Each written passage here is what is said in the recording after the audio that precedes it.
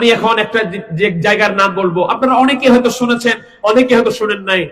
আমাদের খাগড়াছড়ি থেকে কয়েকশো কিলোমিটার দূরে এই বাংলাদেশের ফরিদপুর জেলার সদরপুর থানার আটরশি নামক একটা গ্রাম আছে। এই গ্রামের মধ্যে 1354 বাংলায় 1947 সালের দিকে একজন ব্যক্তি এসে দেখলেন যে এইখানে ঈদের দিন, কুরবানির ঈদের দিন, কুরবানির ঈদের নামাজ পড়ার মানুষ নাই। সবাই লাঙ্গল জোয়াল নিয়ে মাঠে যায়, ঈদের নামাজ পড়ে না।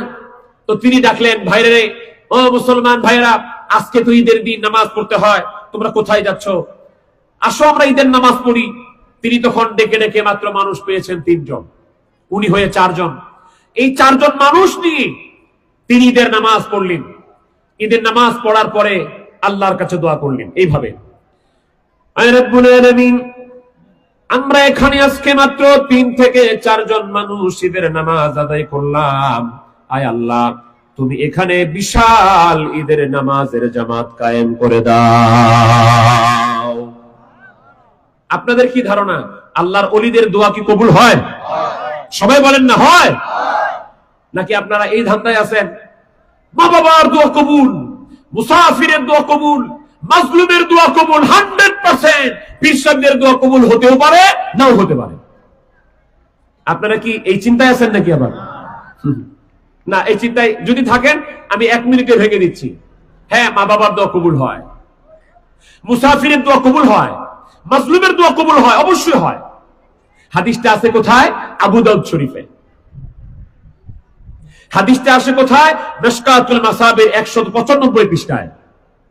মা বাবার দোয়া কবুল হয়, মুসাফিরের দোয়া কবুল হয়, মাজলুমের দোয়া কবুল হয়, এটা আবু দাউদ শরীফের হাদিস। আর আল্লাহর ওলিদের দোয়া কবুল হয়, এটা বুখারী শরীফের হাদিস। মাজলুমের দোয়া কবুল হয়, মুসাফিরের দোয়া কবুল হয়, আর মা বাবার দোয়া কবুল হয়, এটা মিশকাত শরীফের 195 পৃষ্ঠার হাদিস। আর আল্লাহর ওলিদের দোয়া কবুল হয়, এটা মিশকাত শরীফের 197 নম্বর পৃষ্ঠার হাদিস।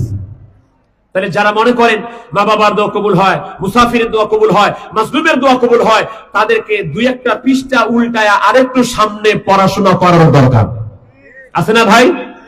নাকি 1-2টা পৃষ্ঠা পড়ে শেষ করে দিবা আর সামনে পড়বো না? ভালো করে পড়তে হবে। শুধু আমার পক্ষে যেটা আমি এটা পড়লাম, আর ওলি আল্লাহদের পক্ষে যেটা এটা পড়লাম না, বললাম না, ছেড়ে দিলাম, তাহলে কি হক আদায় হবে?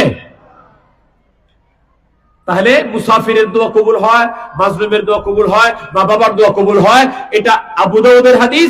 আর আল্লাহর ওলিদের দোয়া কবুল হয়, এটা বুখারী শরীফের হাদিস। যেরকম সুবহানাল্লাহ। হাদিসটা কি?